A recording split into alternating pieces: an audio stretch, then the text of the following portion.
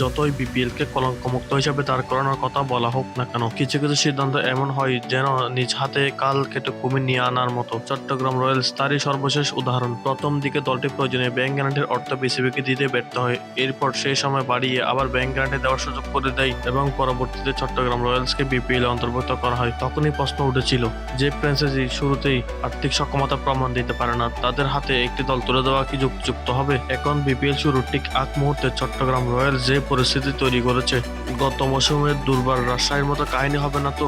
শুরুতে কিছু অপরিচিত বিদেশি ক্রিকেটারকে দলে বেড়ায় চট্টগ্রাম রয়্যালস, যেগুলোর বিরুদ্ধে বিসিবি আপত্তি জানিয়ে চুক্তি বাতিল করার সিদ্ধান্ত গ্রহণ করে। পরবর্তীতে নিলামের পর সরাসরি চুক্তিতে আবরার আহমেদ, পল স্টার্লিং, চাঁদ আসালাঙ্কার মতো পরিচিত ক্রিকেটারদের দলে নেয় চট্টগ্রাম। কিন্তু বিপিএল শুরুর মাত্র 3 দিন আগে একের পর এক ক্রিকেটার ইনজুরির অজুহাত দিয়ে দল ছেড়ে দিচ্ছে।